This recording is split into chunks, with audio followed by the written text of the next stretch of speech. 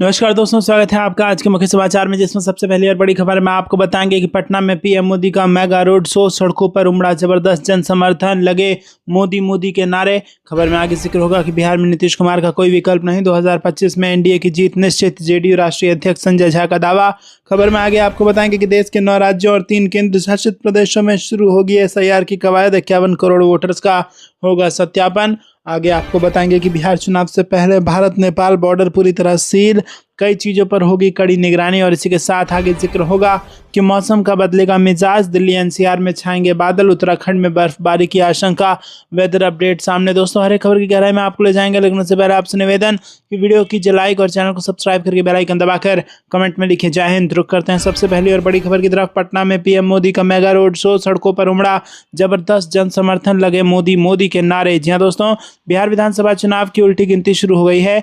Rally और जनसभाओं के बीच अब जनता को रिझाने के लिए वादों का दौर शुरू हो गया है। इसी क्रम में प्रधानमंत्री नरेंद्र मोदी बिहार के आरा और नवादा में जनसभा को संबोधित उन्होंने किया। पीएम ने कहा कि आज दुनिया में मेड इन इंडिया बहुत उत्साह है, हमारा लक्ष्य है बिहार भी मेक इन इंडिया का केंद्र बने। इसके लिए हम हजारों लघु और कुटीर उद्योगों का नेटवर्क और मजबूत करेंगे। शाम को करीब 5:30 बजे पटना में भव्य रोड शो करेंगे। इसके बाद पीएम का देर शाम को पटना के गुरुद्वारे में प्रार्थना का भी कार्यक्रम है। वहीं राहुल गांधी भी बिहार के दौरे पर हैं, जहां वो बेगूसराय में जनसभा को संबोधित उन्होंने किया। इसके बाद वो खगड़िया में जनसभा को संबोधित करेंगे।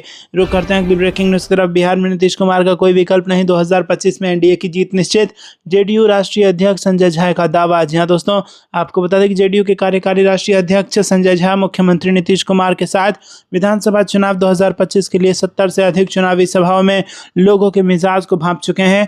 वो कहते हैं कि लोगों का नीतीश कुमार के प्रति जिस तरह का विश्वास दिख रहा है, उसे समझकर ये लगता है कि 2025 का ये विधानसभा चुनाव नीतीश कुमार की दृष्टि में सबसे बड़ा चुनाव होने जा रहा है। वर्ष 2010 से भी बेहतर स्थिति रहेगी एनडीए के लिए। विपक्ष के लोग लगातार एनडीए के सीएम पद की बात करते हैं। भाजपा के दिग्गज तो ये कह चुके हैं कि बिहार में सीएम पद की कोई वैकेंसी नहीं है, मुख्यमंत्री तो नीतीश कुमार हैं ही, तो फिर घोषणा की क्या जरूरत है। दोस्तों, रुक करते हैं अगली ब्रेकिंग न्यूज की तरफ। देश के 9 राज्यों और 3 केंद्र शासित प्रदेशों में शुरू होगी एसआईआर की कवायद, 51 करोड़ वोटर्स का होगा सत्यापन। जहां दोस्तों, निर्वाचन आयोग द्वारा मतदाता सूचियों को अद्यतन करने की कवायद, विशेष गहन पुनरीक्षण मंगलवार को 9 राज्यों और 3 केंद्र शासित प्रदेशों में शुरू होगी। इन राज्यों और केंद्र शासित प्रदेशों में एसआईआर प्रक्रिया 7 फरवरी 2026 को अंतिम मतदाता सूची के प्रकाशन के साथ समाप्त होगी। इन राज्यों और केंद्र शासित प्रदेशों में 51 करोड़ मतदाता हैं। बिहार के बाद एसआईआर का यह दूसरा चरण है। बिहार में अंतिम मतदाता सूची 30 सितंबर को प्रकाशित की गई थी। बिहार में करीब 7.42 करोड़ नामों को मतदाता सूची में शामिल किया गया था। दूसरे चरण में जिन राज्यों और केंद्र शासित प्रदेशों में एसआईआर की कवायद होगी, उनमें अंडमान निकोबार द्वीप समूह, लक्षद्वीप, छत्तीसगढ़, गोवा, गुजरात, केरल, मध्य प्रदेश, पुडुचेरी, राजस्थान, तमिलनाडु, उत्तर प्रदेश और पश्चिम बंगाल शामिल है। इनमें से तमिलनाडु, पुडुचेरी, केरल और पश्चिम बंगाल में अगले साल विधानसभा चुनाव होने हैं। असम में भी 2026 में चुनाव होने हैं, लेकिन वहां मतदाता सूची के पुनरीक्षण की घोषणा नहीं की गई है।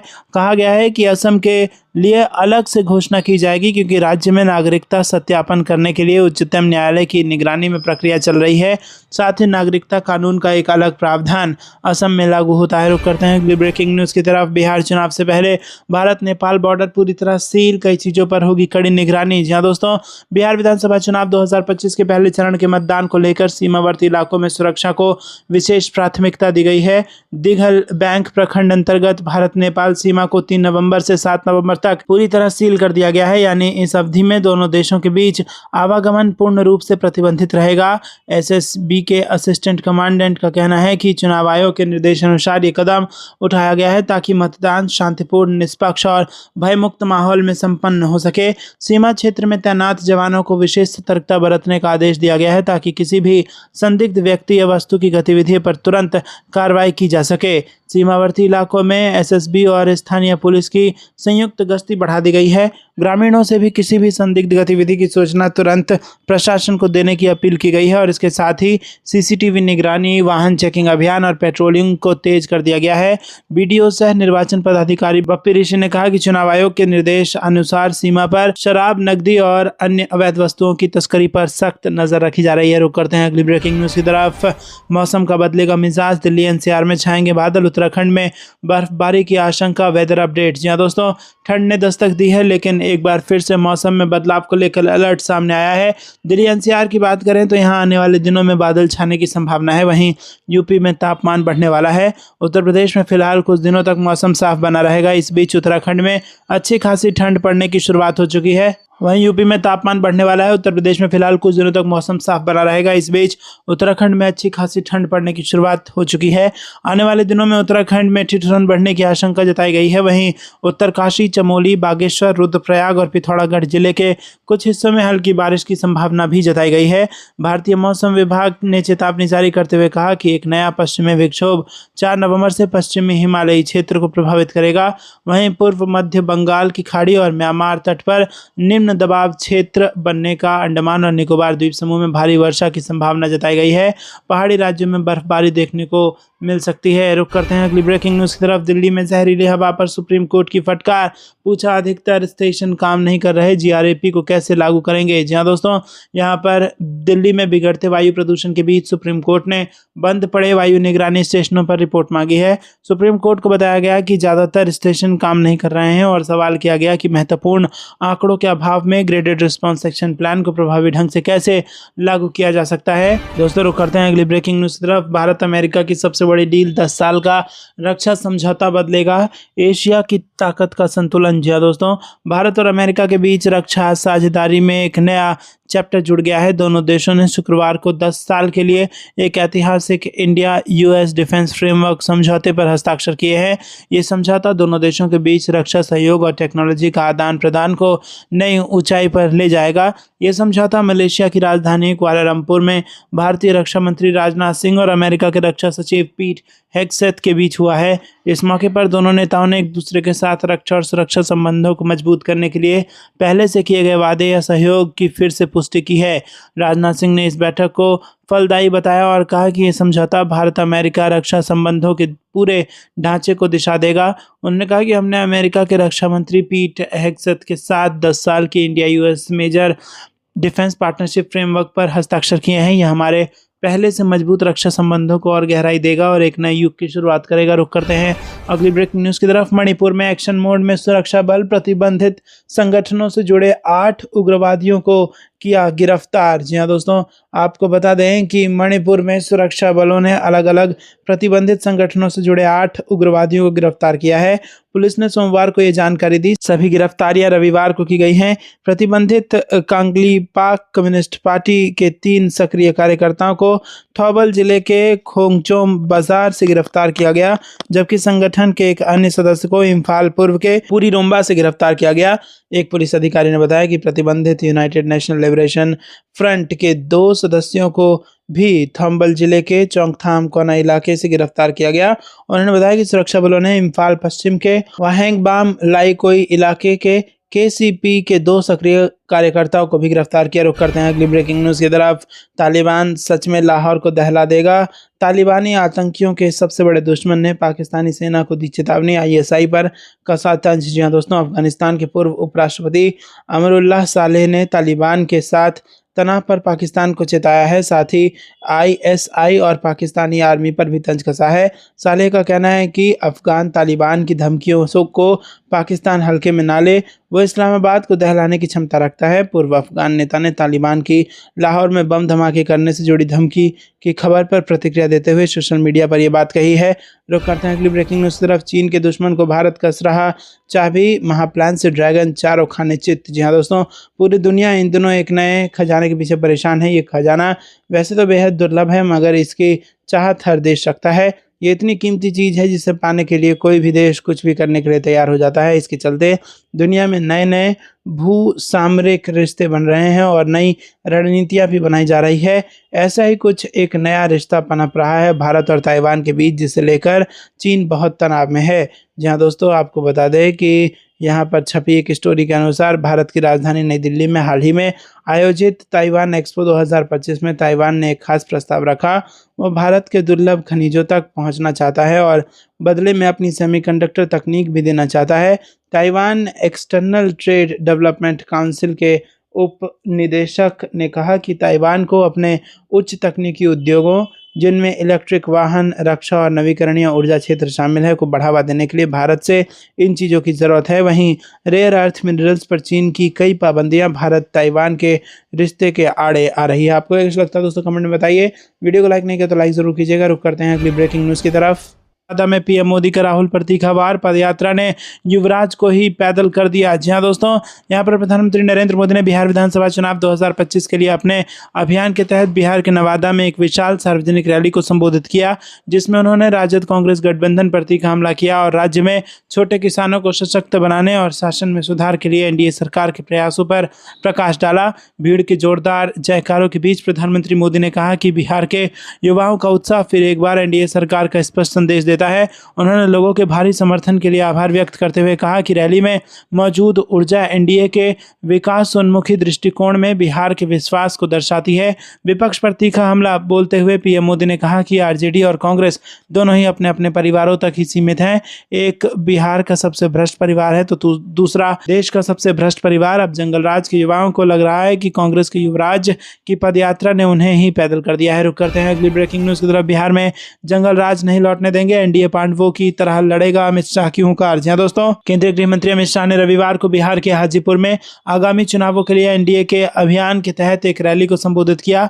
शाह ने एनडीए गठबंधन की ताकत पर जोर दिया और इसकी तुलना 5 पांडवों से की और कहा कि यह गठबंधन राज्य में जंगलराज की वापसी को रोकने के लिए दृढ़ संकल्पित है। शाह ने एनडीए गठबंधन की एकता और मजबूती पर प्रकाश डाला, जिसमें भाजपा, जेडीयू, चिराग पासवान की पार्टी और अन्य शामिल है। शाह ने कहा कि बिहार के चुनाव में एनडीए का गठबंधन 5 पांडवों की तरह पूरी ताकत के साथ चुनावी समर में उतरा है। भारतीय जनता पार्टी, जेडीयू, चिराग पासवान की लोजपा पार्टी, जीतन राम मांझी की हम पार्टी और उपेंद्र कुशवाहा की राष्ट्रीय लोक मोर्चा पार्टी एकजुट है और जंगलराज को रोकने के लिए दृढ़ है। हमारे सामने जितनी भी पार्टियां हैं सभी के बीच लड़ाई चल रही है। उन्होंने विपक्ष की बिहार को एकजुट रखने की क्षमता पर सवाल उठाया, जब वो अपने ही गठबंधन के भीतर एकता बनाए नहीं रख सकते।